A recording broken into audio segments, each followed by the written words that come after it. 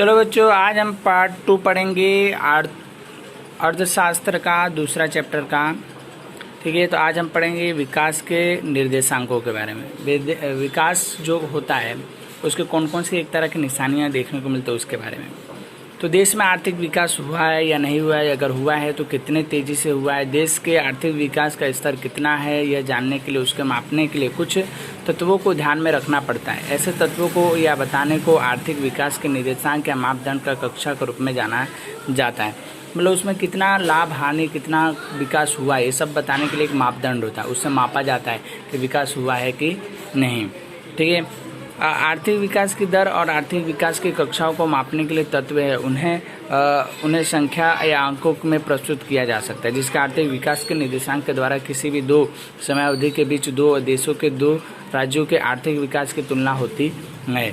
और उसके बाद जिस प्रकार से थर्मामीटर से शरीर के तापमान को हुए परिवर्तन को मापना पड़ता है एवं चोट है, उसी प्रकार देश के विकास को मापा जाता है। आर्थिक विकास के कुछ निर्देशांक होते हैं।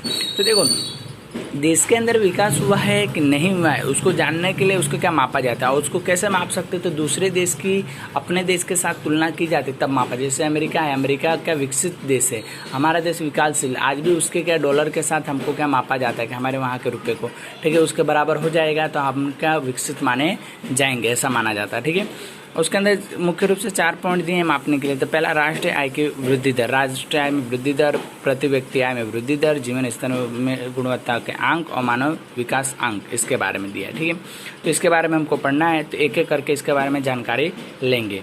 ठीक है, तो आप देखते हैं, पहले राष्ट्रीय आय में वृद्धि दर के बारे में पढ़ते हैं। तो राष्ट्रीय आय की वृद्धि दर देखेंगे तो इस निर्देशांक के अनुसार यदि देश के किसी वास्तविक राष्ट्रीय आय में दीर्घकालीन या निरंतर वृद्धि हो रही हो तो आर्थिक विकास हुआ है, ऐसा माना कहेंगे। और राष्ट्रीय आय में हर साल वृद्धि होती है, इस साल 50 है, अगले साल 100 हो गया, इसका मतलब कि राष्ट्रीय आय का विकास हो रहा है। ठीक है, और यदि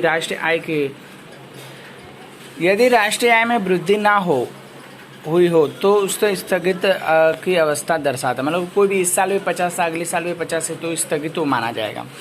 यदि राष्ट्रीय आय में कई कर्म हुए हो तो उसके आर्थिक विकास के पीछे गया है की स्थिति मानी जाती है। इसे मापदंड के अनुसार मौद्रिक आय में नहीं बल्कि वास्तविक आय के अध्ययन में रखकर के राष्ट्रीय आय की गणना कर बाजार के भाव में नहीं बल्कि स्वास्थ्य के भाव में भी स्थिर के भाव में भी रख सकते। मतलब कि कोई राष्ट्रीय आय अगले साल 50 उससे कम हो रहा है 40 तो राष्ट्रीय आय घटा है, ऐसा भी माना जाता है। ठीक है, अब इसकी अनुसूची तालिका द्वारा प्रस्तुत करेंगे। अनुसूची जो तालिका उसके द्वारा देखें तो इस प्रकार से, तो अनुसूची तालिका में क्या है, तो विश्व के कुछ भी देशों के राष्ट्रीय आय की वृद्धि दर दूसरे देश के कई देशों के आय की वृद्धि दर तुलना में अधिक होती है। मतलब एक राष्ट्र से दूसरे राष्ट्र के आय में क्या पैसा ज़्यादा होता है। ठीक है, फिर उसके बाद क्या होता है, जिसके यहाँ कहा जा सकता है कि उनकी विकास की दर भी अधिक है।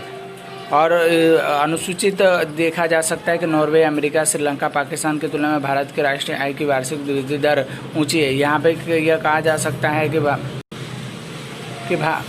कि आर्थिक वृद्धि दर की भी देश की तुलना में ऊंची है। आजकल के भारत देश में तेज़ी से विकास होने वाले आर्थिक रूप से गिना जाता है। यहाँ पे भी यह याद रखना चाहिए कि नॉर्वे और अमेरिका पहले खूब विकसित कर चुके हैं और भी आज 2 और 3% की दर से विकसित हो रहे हैं। मतलब कि कहा जाता है कि एक देश के दूसरे देश के साथ तुलना कीजिए, जिसका इनसे पता चलता है कि उसका विकास हुआ है या नहीं। तो आप देख रहे हो, तो इसके अंदर देखो तो क्या होता है, ये पहले नॉर्वे, अमेरिका, श्रीलंका, चीन, भारत और पाकिस्तान आ रहा है इसके बाद। ठीक है, तो इस गति से क्या होता है कि विकास का दर क्या बढ़ रहा है। तो भारत कौन से नंबर पे, आप देखो उसके ऊपर से चौथे नंबर, 5वें नंबर पे क्या भारत आ रहा है, उसके दर पे क्या इसका विकास हो रहा है। हम लोग अभी 7.3 की दर से क्या फटाफट उसका क्या विकास कर रहे हैं।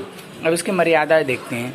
तो इस प्रकार के राष्ट्रीय आय में विकास करने या निर्देशांक को स्वीकार करने के लिए कुछ मर्यादाएं हैं जो कि निम्नलिखित रूप से है।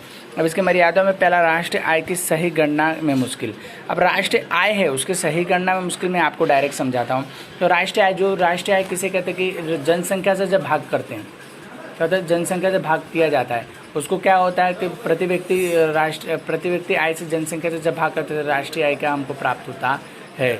तो राष्ट्रीय आय के अंदर तो इस प्रकार से क्या राष्ट्रीय आय के अंदर प्रति व्यक्ति आय कुल जनसंख्या को प्रति व्यक्ति आय से भाग करते तो क्या होता है, जनसंख्या हमको क्या मिलता, राष्ट्रीय आय मिलती है। राष्ट्रीय आय के क्या होता है कि सही गणना नहीं होता, सब लोग टैक्स नहीं भरते, सब लोग टैक्स नहीं भरते, जिस कारण से क्या राष्ट्रीय आय की जनगणना सही मतलब कि क्या आय की क्या गणना नहीं हो पाती, जिस कारण से क्या लाभ या हानि होता रहता है। ये इस मुश्किल के कारण क्या राष्ट्र का विकास नहीं हो पा रहा है।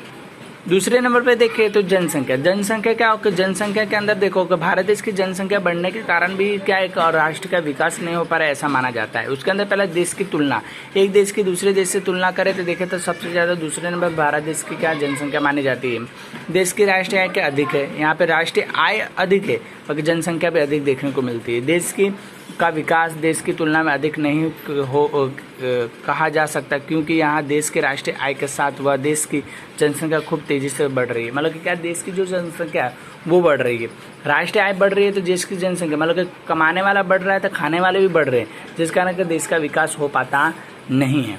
ठीक है, आगे देखें तो राष्ट्रीय आय की गणना करने के लिए अलग अलग पद्धतियों का उपयोग किया जाता है। अलग अलग पद्धतियों का राष्ट्रीय आय की गणना की जाती है। कौन कौन सी पद्धति देखें तो राष्ट्रीय आय की गणना करने के लिए अलग अलग पद्धति का विश्व में उपयोग किया जाता है, जिस कारण के उत्पादन, आय और खर्च की मुख्य पद्धति है। 3 मुख्य पद्धति है। उत्पादन कितना हुआ, कितना तुम्हारा पैसा है, कितना खर्च हो रहा है, उसके द्वारा में राष्ट्रीय आय की गणना कर सकते हैं। यदि किसी भी एक पदार्थ की तुलना दूसरे पदार्थ के से राष्ट्रीय आय की गणना करने के राष्ट्रीय आय के अंतर दिखाई देता है। मतलब कि एक वस्तु की दूसरे वस्तु से तुलना करो तो खुद ही खुद क्या पता चल जाएगा कि कितना उसमें क्या अंतर है और हमारा विकास है कि हम पीछे हैं कि वो आगे हैं। ठीक है, ऐसा पता चलता है। अब देखते हैं तो प्रति व्यक्ति आय के बारे में पढ़ेंगे। प्रति व्यक्ति आय की वृद्धि दर के बारे में पढ़ना है।